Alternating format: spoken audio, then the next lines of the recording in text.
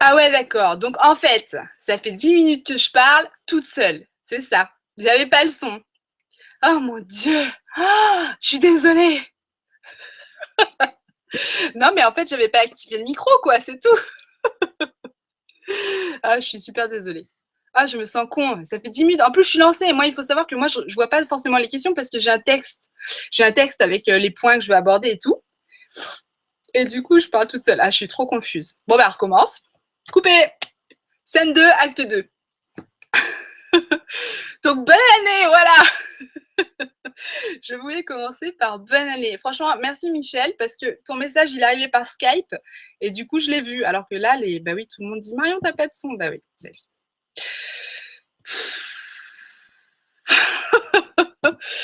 Donc, qu'est-ce que je disais? Oh mon Dieu. Donc, faut que tout que alors ouais, donc je voulais bah, déjà vous souhaiter une bonne année. Et je suis contente de vous retrouver parce que ça fait super longtemps que j'ai pas fait de vibra. Et donc voilà, je voulais prendre un petit sujet léger pour discuter, papoter avec vous. Et voilà, j'avais pris le sujet du conditionnement. Oh mon Dieu, je crois que ça va faire ma soirée, ça. Alors, déjà qu'il n'y a pas assez de merde en direct, il faut qu'en plus, moi, je coupe le son volontairement. Oh mon Dieu. Bon, alors qu'est-ce qu'on appelle le conditionnement? Alors, pour moi, le conditionnement, c'est le fait de penser au travers des autres. Donc, voilà, en particulier, de penser au travers de notre culture, de notre société, etc., sans se rendre compte qu'en fait, on pense au travers de notre culture et de notre société. Donc, voilà.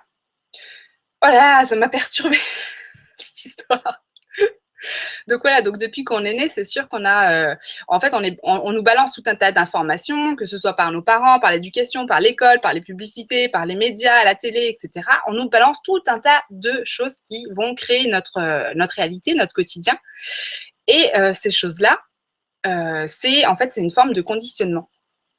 Et ça peut être embêtant parce que les choses qui nous conditionnent ne sont pas toujours des choses qui sont faites pour notre bien ou pour le bien de la planète ou ceci, cela. Donc, donc, on va essayer en fait de se libérer de ces choses-là en... Ah non, mais je suis complètement perturbée, je suis désolée. Vous m'entendez là? Vous êtes sûr que vous m'entendez? Il n'y a que l'image. Maintenant, il y a un écho. Oh my god, quoi. Ok. Alors, attendez. Je n'ai pas mon micro habituel, mais c'est pas grave. Alors. Et là, ça va? C'est bon maintenant? C'est mieux? Alors, dites-moi si le son est bien. En plus, les questions, malheureusement, elles n'arrivent pas dans l'ordre. Donc, je ne sais pas. Je ne sais toujours pas si vous m'entendez. On va se dire que oui. C'est super. Ah, merci Michel. C'est génial. Bon, il n'y a pas d'écho. Donc voilà. Donc être conditionné, c'est pas bien. Pourquoi c'est pas bien? En fait, je dis c'est pas bien, mais c'est un leurre en fait. Parce que, à mon avis, quoi qu'on fasse, on est conditionné. Qu'on essaye de se libérer vraiment du conditionnement ou qu'on s'en libère pas parce que de toute façon, on est incarné dans ce corps, on arrive ici avec une base de choses à savoir, donc même si on se libère d'un conditionnement, quelque part, on va vers un autre conditionnement. Donc, en fait, je vous résume tout ce que j'ai dit avant, hein, parce que, donc au final, ce que je pense qui est vraiment super important, c'est l'ouverture d'esprit. C'est pas tant le fait de ne pas être conditionné ou de se déconditionner, c'est plutôt le fait d'être conscient de ce conditionnement. Vous voyez ce que je veux dire? Donc voilà, le fait d'être conscient qu'on est conditionné, parce que ça nous permet une ouverture d'esprit et ça nous permet d'entrer dans le non-jugement. Je vais vous donner un exemple de mon vécu. Moi, ce qui m'a beaucoup aidé à ouvrir mon esprit, c'est le fait d'avoir grandi dans plusieurs cultures. Donc, vous savez, je suis française, j'ai grandi en France et en même temps, j'ai passé quelques années en Afrique, à différentes étapes de ma vie. Et par exemple, donc à l'adolescence, à l'âge où la plupart des gens, ben voilà, des jeunes commencent à fumer, à apprendre à fumer un petit peu de tout, à prendre de l'alcool, etc. Parce que c'est voilà, c'est bien vu, chez les ados ça fait style, c'est adulte, etc. Donc ça, c'est le comportement global des jeunes en France. Et au moment où j'aurais pu entrer là-dedans, vers l'âge, je pense que à 15-16 ans, je suis partie vivre en Afrique, donc au Tchad, dans un environnement où, chez les jeunes, en fait, au contraire, ce qui faisait style, c'était de ne pas fumer et de ne pas boire. C'est-à-dire que si vous fumiez, eh ben, on vous lynchait, quoi. Mais je dis ça avec humour, on lynchait avec humour, mais c'est pour vous dire que c'était une vision qui est radicalement différente de la réalité. Donc, en fait, quand vous voyez ça, eh ben, vous vous dites, ah ouais, mince, en fait, il y a plusieurs réalités. Vous avez là un groupe qui trouve ça super stylé de boire, de fumer, etc. Et vous avez de l'autre côté un autre groupe, et ben non, pas du tout, ils trouvent que c'est l'inverse. Et donc vous vous retrouvez au milieu des deux, vous vous dites, ah ouais, ok, donc en fait, j'ai le choix, finalement, j'ai le droit de choisir, j'ai le choix. Et après, qu'est-ce qui va conditionner mon choix? Qu'est-ce qui va faire mon choix? Et ben, en tout cas, déjà, ce sera un choix libre. Et ben, là, je sais pas, moi j'avais envie de m'informer, de savoir ce qui était bien au niveau du corps, ce qui était bien scientifiquement parlant. Est-ce que boire, fumer, ça me faisait du bien? Est-ce que ça me faisait pas du bien? Quel effet ça avait sur ma santé, sur mon état d'esprit, etc. Donc voilà, moi je me suis renseignée comme ça parce que voilà, c'était ma grande passion aussi, de tout ce qui touche au corps, c'était ma grande passion. Mais c'est pour vous dire que des fois, on ne se rend pas compte, à cause du conditionnement, on ne se rend pas compte des choix qu'on peut faire. Et une fois qu'on a le choix, et ben, des fois on est un peu perdu, on a envie de savoir quoi faire, où aller, comment gérer sa vie finalement. Je ne sais pas, un autre exemple, allez, au hasard, la viande. Oui, parce que vous avez toutes les publicités qui disent ouais, c'est trop bien de manger de la viande. Vous avez des publicités à la télé. Nous sommes des fauves, nous allons croquer dans des gazelles. On voit l'humain qui est là, je vais croquer dans une gazelle. Et quand vous allez au rayon laitier au supermarché, vous avez des magnifiques prairies qui font la taille du rayon avec une petite vache au milieu, genre elle est trop bien traitée et tout. Et en fait, quand tu vas voir derrière, bah, tu te rends compte que non, bah, que c'est rien du tout, c'est faux, c'est complètement faux, il y a beaucoup de maltraitance, il y a beaucoup de tristesse, il y a beaucoup de souffrance, etc. Donc voilà, une fois que vous avez eu l'occasion de remettre en question quelque chose, et ben, vous allez commencer à gratter derrière les autres choses. Et c'est là que votre esprit va vraiment s'ouvrir. Mais, comme je disais tout à l'heure, ce qui est le plus important, c'est pas tant d'être déconditionné, parce que ça, c'est pas quelque chose qui est totalement possible, mais c'est vraiment d'avoir l'ouverture d'esprit, de se dire, ok, j'ai été conditionné, je le suis peut-être encore, j'ai encore des tas de choses à apprendre. Parce qu'une fois qu'on se dit ça, finalement, on laisse tout possible, tout devient possible. On va s'enrichir de chaque chose qu'on voit, de chaque chose va devenir une possibilité. J'imagine que vous savez très bien ça, vous, parce que si vous êtes sur ma chaîne en ce moment, c'est que vous traînez sur le site du Grand Changement. Donc, j'imagine que même des fois, vous ouvrez une vibra et vous vous dites « Waouh, ça, c'est trop pour moi, quoi ». Et c'est normal, parce que, en fait, le but du jeu, c'est vraiment de venir comme on est, de poser tout son savoir à l'entrée de la vibra, de venir vraiment à nu et d'écouter ce que les gens disent, pour essayer de comprendre leur compréhension du monde, de voir comment ils fonctionnent, comment ça se passe dans leur tête, où est-ce qu'ils en sont, qu'est-ce que ça apporte à leur vie, en quoi ça enrichit sa personnalité, qu'est-ce que sa vision du monde fait de lui. Et une fois que vous écoutez vraiment l'autre, en ayant posé tout ce que vous savez sur le côté, ben là, vous arrivez à puiser des choses qui vont vous apporter à vous et vous allez encore élargir votre vision des choses. Je sais que c'est ce que vous faites tous parce que sinon vous seriez pas là.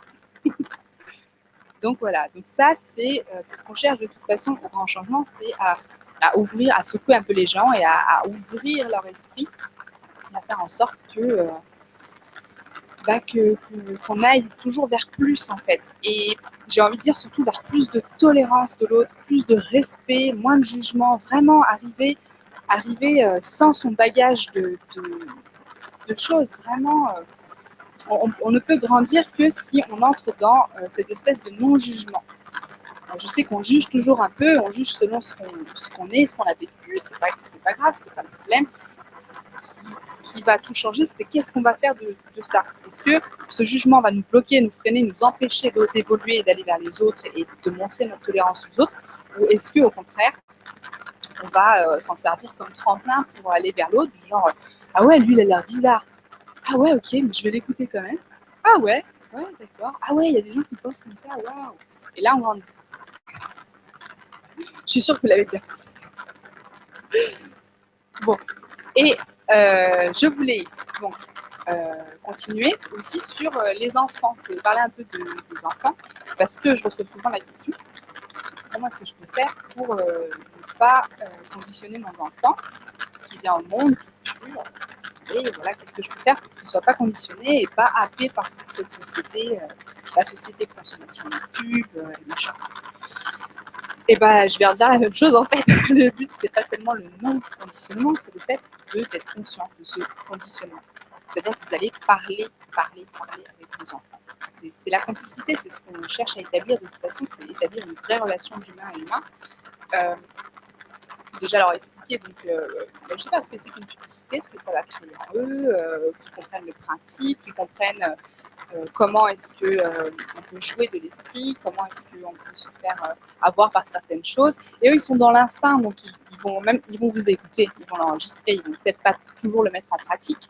Mais ça, avec les enfants, il faut avoir la patience. Ils le mettront en pratique peut-être quand ils auront 20-25 ans. Mais l'essentiel, c'est que vous le leur aurez répété. Donc voilà, je pense que c'est important aussi pour eux de connaître d'autres façons de penser, d'autres cultures, de voir comment ça se passe ailleurs, comment ça se passe même en dehors de nous. C'est-à-dire de pas prendre des positions trop fortes. Même si vous prenez une position, vous leur dites ouais, moi je pense comme ça, je pense sérieusement comme ça, ouais, moi je crois aux anges et tout. Mais il y a des gens qui ne pensent pas du tout comme moi, et il faut que tu les écoutes aussi, parce que je tiens que ma propre vérité, et toi il faut que tu construises la tienne. Donc voilà, je pense que c'est ça surtout qui est important pour les enfants, pour pas qu'ils se laissent conditionner par un seul type de réflexion, mais qu'ils prennent bien conscience qu'il y en a plein, que la vérité elle n'est pas une. La vérité, il y a autant de vérité qu'il y a d'êtres humains, donc voilà. Et je pense que le fait de se montrer soi-même ouvert et très tolérant face aux autres, c'est pareil.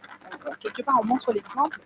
Donc, quand on montre que nous, on va être tolérant face à quelqu'un qui a une culture différente, quelqu'un qui pense différemment, quelqu'un qui, voilà, on a compris, ben, ça va leur donner un exemple de la façon dont on peut se comporter. On connaît tous des familles où on a entendu parler de familles où les gens sont très dans leur truc et les enfants deviennent aussi dans leur truc.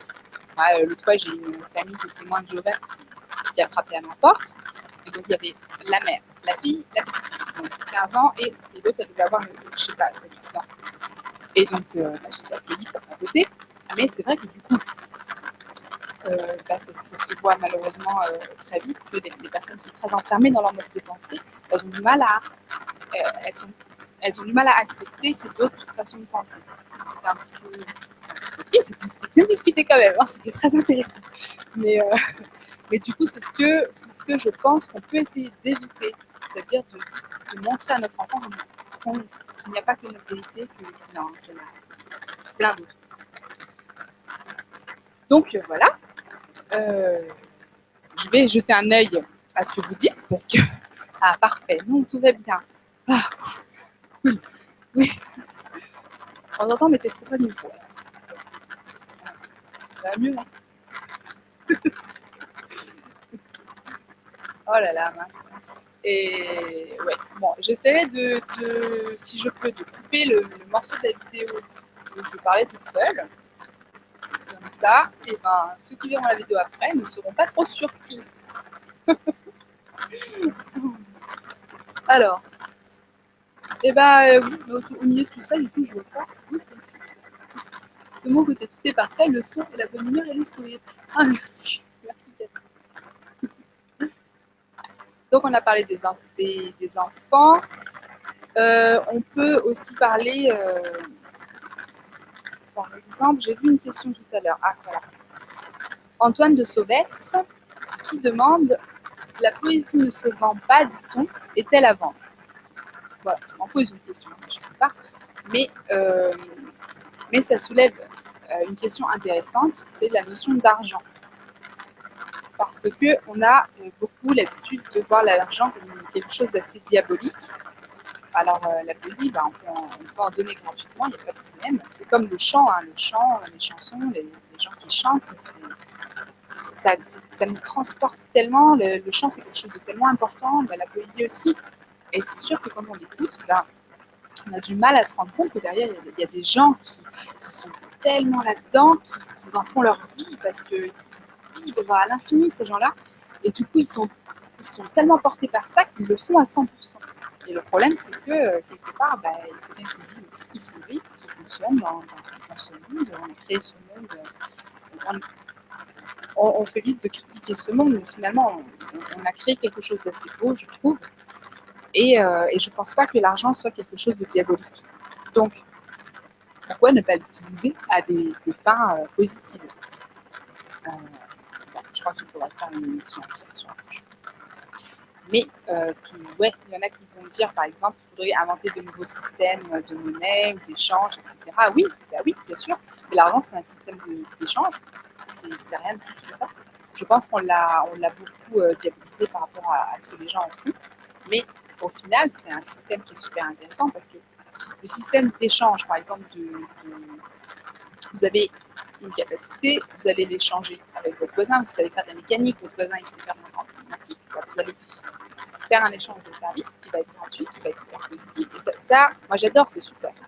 Par contre, ça ne marche pas forcément si vous êtes en connexion avec quelqu'un qui est à l'autre bout de la planète. Donc, c'est pas toujours évident. Et c'est pour ça que l'argent a cette importance, c'est que c'est un autre système d'échange qui fonctionne de très loin. Voilà. Voilà, je ne sais pas trop si ça a répondu à ta question, mais oui, si tu veux devenir poète, j'espère pour toi que la poésie est à vous. Voilà, si tu veux vivre de ta poésie. En même temps, je sais que c'est pas facile. Hein. Moi, je suis auteur, on gagne rien. Hein, donc, voilà. Alors, pense à approcher le micro de ta bouche. Faut savoir, quoi. Il y en a qui me disent de l'éloigner, il y en a qui me disent de le rapprocher. Alors, je prends une question. Je pense avoir vu une question. J'essaye de la sélectionner. Ah, tiens, un petit message au passage de Juliane Lucky Punk. Pour se libérer du conditionnement social, je pense que rien de tel que voyager pour s'affranchir des biens matériels, des préjugés et de tout ce qui peut être encombrant lorsqu'on veut évoluer. Ouais, exactement. Voilà, c'est bon, elle a résumé, on peut partir. C'est ça, hein. Et se libérer des affaires aussi. C'est vrai que je ne vous l'ai pas encore fait, mais dans quelques semaines, je vous ferai le thème du minimalisme, le fait de vivre avec peu de choses et d'apprendre à voir ça comme quelque chose de positif et non pas comme un manque ou quelque chose de triste. Et c'est vrai que si le monde allait dans ce sens-là, eh ben, ça irait mieux d'un point de vue écologique aussi. N'as-tu pas fermé le micro, le bruit à me fait penser. Mais non, j'ai pas de micro. Non, mais c'est peut-être que ça fonctionne pas très bien. Les aléas du direct. Hein. Non, il n'est pas fermé mon micro. Bon. Alors.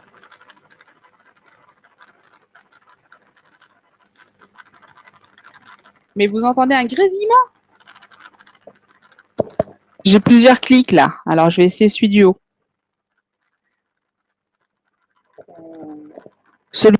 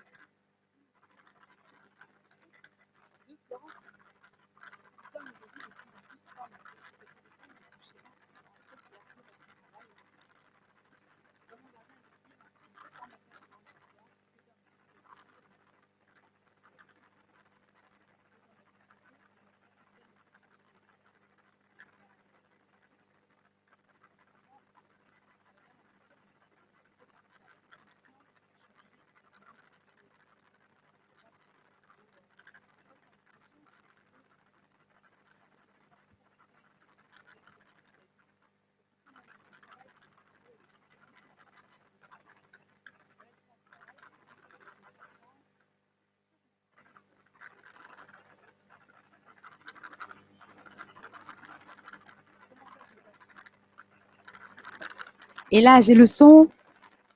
Sylvie, comment ça, j'ai pas le son?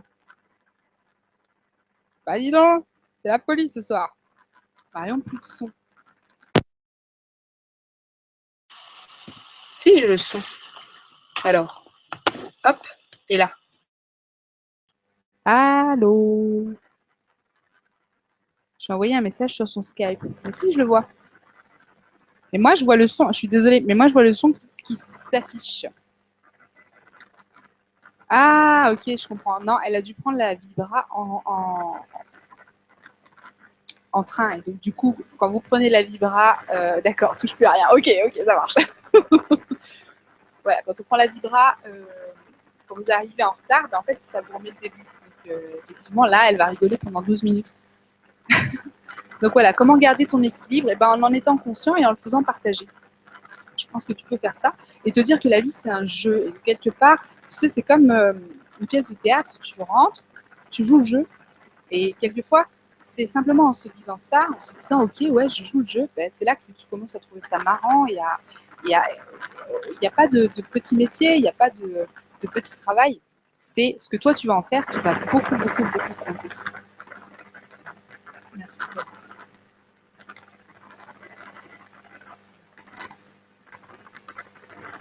Salut Marion. Je suis éduque avec des enfants âgés de 2 à 10 ans. De par leur milieu social et éducatif, ils sont déjà tous très angoissés, agités, stressés. Je pense à me former à la méditation pour enfants. Qu'en penses-tu? Ah bah oui, carrément. C'est Lulu Divine. Tiens, bah j'ai un livre pour toi là. Regarde. Hein, tu vois? Calme et attentif comme une grenouille. Attends, est-ce que tu vois les références? C'est aux éditions Les Arènes et c'est de Eileen Snell. Mais si tu t'intéresses à la méditation, tu n'as pas pu passer à côté. Super, super, super important. La méditation, je pense que ça peut régler beaucoup, beaucoup de choses pour les enfants qui sont angoissés et stressés. Et effectivement, vu le rythme qu'ils ont avec l'école et avec la télé et avec tous ces trucs-là, oui, oui, ben, c'est sûr que ils sont, voilà, les enfants, à la fin de la semaine, ils sont bien crevés. Hein, ça, même moi, je le sens. Donc, méditation, ouais, carrément. Et si tu es donc toi, tu es éducatrice, tu peux leur parler alimentation, tu leur fais des jus verts. Tu, tu fais des petits ateliers repas sains. Je sais que j'avais vu une émission où ils parlaient d'un test qu'ils avaient fait c'était quoi?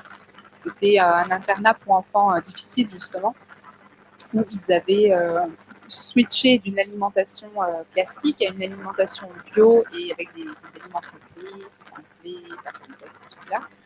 Et ils avaient vu une grande baisse de l'agressivité.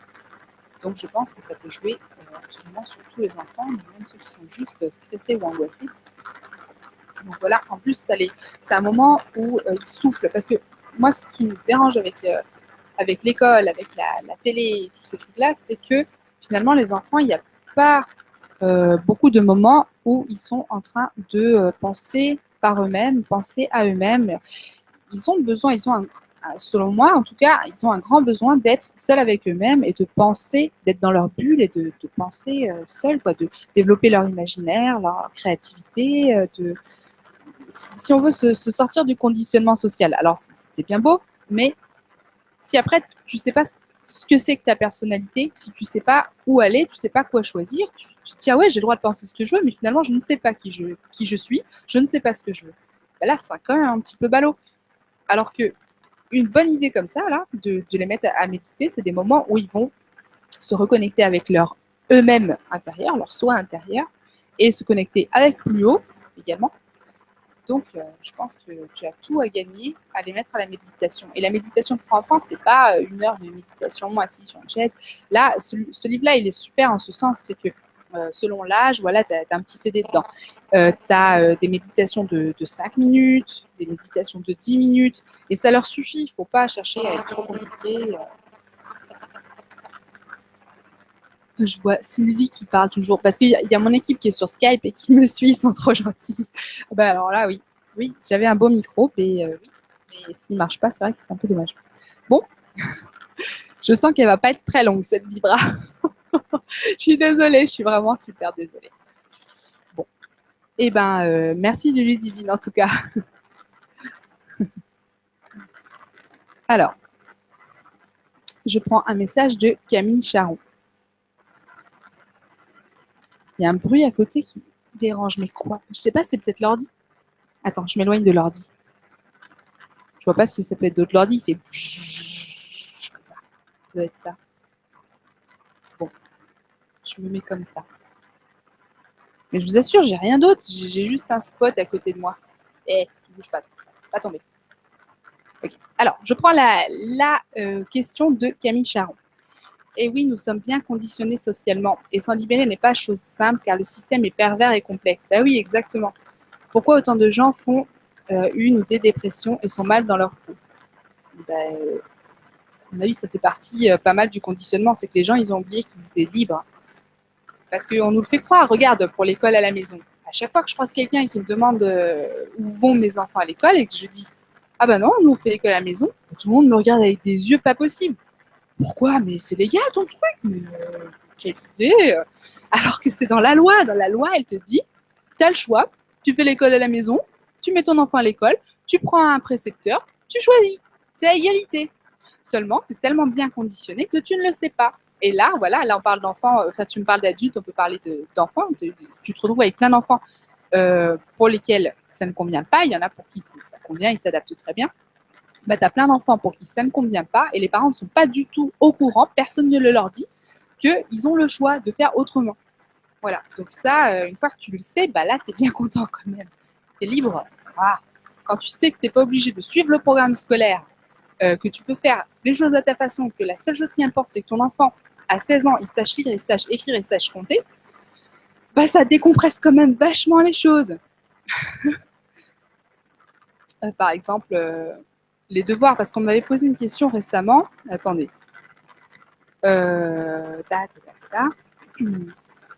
Comment éviter la pression à l'école ou dans la société en général?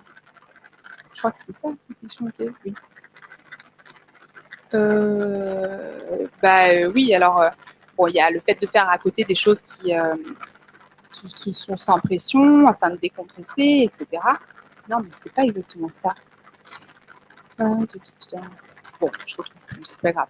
Mais je pense que, en tout cas, pour sortir un enfant de la pression de l'école ou de la société, je pense que le rôle, c'est aussi de ne pas lui donner trop d'importance, de mettre de la joie dans ce qu'on fait, de prendre la vie comme un jeu, malgré, voilà, c'est un jeu qui a des règles, certes, mais ça reste un jeu et c'est aussi une forme de tolérance. On se met au-dessus de la pression au lieu de lutter contre elle et ça nous permet de vraiment mieux vivre les choses. Se dire qu'on a le choix et jouer le jeu quand on ne l'a pas. Voilà. Merci Camille. Bon. J'essaye de regarder si vous avez des questions. Mais il y a beaucoup de messages, mais en fait, c'est que des messages qui disent « J'ai pas le son ». Et vous êtes trop gentils, hein. Merci. Je suis confuse de ne pas avoir vu tout ça plus tôt. On entendait mieux sans le micro. Il y a Admin Guljac qui dit « Ah, elle est douée pour faire croire qu'elle parle ». Ah, franchement, j'aurais pu faire 1 heure comme ça sans m'en rendre compte. Hein. Bon, il faut que je supprime le micro. Non, ça c'est bon, ne touche pas au micro. Non, débranche le micro.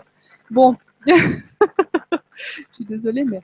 Alors, ils sont déracinés, ces gens-là, ils sont perdus et ils se sentent incompris car ils ont l'impression que les gens autour ne ressentent pas la même chose qu'eux. Bah, tu as dû rebondir sur quelque chose, c'est Juliane Lucky Punk. Ils sont déracinés, ils sont perdus et se sentent incompris car ils ont l'impression que les gens autour d'eux ne ressentent pas la même chose qu'eux. Mais je ne sais plus de quoi en parler, mais ça a l'air profond ce épisode. Merci.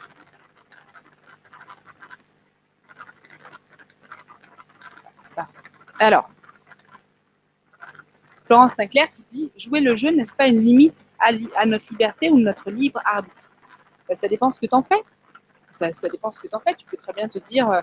parce que il y a il y a des périodes de vie où tu vas avoir le choix de faire certaines choses et il y a d'autres périodes où tu vas pas avoir le choix de faire certaines choses. Alors,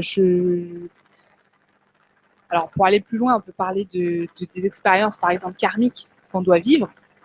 Je ne sais pas si c'est aller trop loin là, parce que je demanderais bien à quelqu'un qui est un petit peu plus calé que moi sur tout ce qui est karmique. Mais il y a des fois où ce que tu dois faire, c'est traverser une épreuve et où la seule chose que tu peux réellement faire, c'est décider de la façon dont tu vas prendre l'épreuve et ce que tu vas construire avec plus tard. Donc des fois, notre liberté, elle se limite à ça. Je pense que ça dépend aussi de ton éveil. Comment dire? Disons que dans la vie, il y a des choses qu'on a résolues, des choses qu'on a moins résolues. Je pense que les choses qu'on a déjà résolues, que ce soit d'un niveau karmique ou à d'autres niveaux, tu peux avoir vraiment une liberté qui est physique dessus. Et il y a des choses qu'on n'a pas encore résolues, pour lesquelles notre liberté, elle va être vraiment dans plutôt le libre arbitre qui va se jouer plutôt au niveau intellectuel. Qu'est-ce que je veux faire avec ça? Comment est-ce que je vais en faire quelque chose de positif? Qu'est-ce que ça va créer dans ma vie ou qu'est-ce que ça a créé dans ma vie? Et comment s'en libérer mentalement avant de pouvoir vraiment agir sur le physique. Mais c'est que mon intuition, donc voilà, c'est pour ça que je pense qu'il faut jouer le jeu et qu'il y a une liberté à trouver là-dedans. Et que après, si par contre c'est quelque chose, ce dont tu parles, c'est quelque chose où tu sais que tu peux y faire quelque chose, et bien c'est là que tu peux changer des choses et, et agir physiquement. Voilà. Meilleurs vœux à toi aussi Marion et à tous les internautes présents. Merci Camille. Et oui, vous avez pris des bonnes résolutions pour l'année? Ça aussi, c'est comme un jeu. Hein. Bien sûr, on pourrait prendre des résolutions tout au long de l'année, mais c'est vrai que c'est rigolo. Ah, il y a Antoine de Sauvette qui dit « Apprenez à lire sur les lèvres ». Ah oui, oui. Allez, on va se faire un atelier lecture sur les lèvres, tiens, pour la prochaine fois où on oublie le micro. Voilà. Eh ben, alors, j'essaye de prendre les petits messages. Hein. Clémence Urgin qui nous demande comment lâcher prise sur tous ces conditionnements extérieurs. Comment lâcher prise? Bah, simplement en fait, ça dépend. Est-ce que tu veux dire lâcher prise parce qu'ils te mettent en colère ou lâcher prise pour te rendre libre? Parce que finalement, pour se déconditionner, bah, il faut apprendre des tas de choses, mais au final, tu ne sais jamais vraiment si tu es toujours dans un conditionnement ou pas. Et je pense que du fait qu'on est né sur cette terre, sur cette planète, etc., on est conditionné par quelque chose, ne serait-ce que par notre corps, par notre propre vie, par les besoins physiologiques du corps, etc.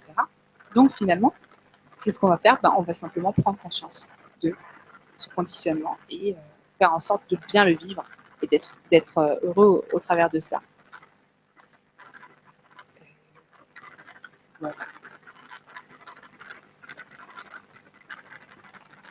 Voilà, je crois que j'ai répondu un peu à la question à tout dans le reste de la vibra. Bon, de ce que vous avez entendu, en tout cas, j'espère. Bonsoir, je vous remercie pour votre vibra qui est très instructive. Merci Jérôme Cheny, c'est très gentil. Alors, je suis désolée, j'essaye de chercher des questions, mais je suis morte de rire. Oh non, Lulu Divine qui me dit MDR, t'es super belle Marion, mais on n'entend rien. Nouveau monde humanitaire plus fort, le message télépathique. Ben c'est ça. Bientôt, nous allons faire des ateliers sur le langage pour parler, lire sur les lèvres, et bientôt des ateliers pour lire dans les pensées. Mais oui, ce sera quand même plus simple, plus pratique. Non, mais je crois que je vais arrêter là. Hein. On va arrêter le massacre. C'est pas grave. Quel aplomb, Marion, qui n'aurait pas déjà craqué? Bah non, moi je vais bien, hein, moi je parle toute seule, donc tout va bien. C'est pour vous que je suis désolée parce que vous n'avez pas le son, ça grésille, donc voilà. Alors, je prends un petit message de Marc Sachs. Krishnamurti, ouais, ah ouais, ouais. a beaucoup écrit sur les dogmes. Ah oui, complètement, j'adore Krishnamurti. Il est difficile de ne pas en avoir, tout comme quand vous expliquez ce sujet, vous croyez en ce que vous dites. C'est exactement ça. C'est ça. Tu as envie de te libérer d'un conditionnement et au final, eh ben, tu retombes dans un autre puisque tu crois en ce que tu dis, etc. Tu sais jamais en fait quand est-ce que tu en sors, mais finalement, ça n'a pas d'importance. L'important, c'est de le savoir parce qu'une fois que tu sais que à un certain niveau, tu es conditionné par quelque chose, eh ben, tu essayes du moins de rentrer dans le non-jugement et dans la tolérance de l'autre. Et c'est ça qui est le plus important au final. Le fait de se dire, ok, je maîtrise pas tout. Voilà, je maîtrise rien en fait. Merci Marc.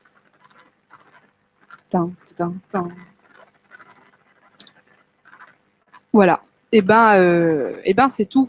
Écoutez, je vais arrêter là. Voilà, parce que ça a l'air un petit peu laborieux ce soir. Je ne sais pas pourquoi. Pourtant, j'ai fait une vibra sur mon autre chaîne la semaine dernière et il n'y a pas eu de souci. Donc voilà. Je suis désolée, c'est Léa du direct. Et ben, en tout cas, je vous remercie d'avoir été là et d'avoir été si patient. Vraiment, ça me touche énormément. Tous ceux qui sont restés là, parce que j'ai vu le fil des spectateurs faire. Non, restez, s'il vous plaît. Je suis super désolée. Merci d'avoir été là. Je suis heureuse de vous avoir retrouvé. C'est ce que je disais au tout début de l'émission que vous n'avez pas entendu, c'est que je suis super heureuse de vous retrouver. Ça fait longtemps que j'ai pas fait de Libra et vous me manquiez, voilà, tout simplement. Et j'avais envie de faire un petit truc ce soir. Voilà. Donc, je vous fais plein de gros bisous et je vous dis à la prochaine. En espérant que la prochaine soit quand même plus au point, on va dire. Mais ça, c'est vraiment les aléas du direct. Hein. Voilà. Bon, et ben gros bisous à tous. Ciao. Bisous. Merci d'avoir été là.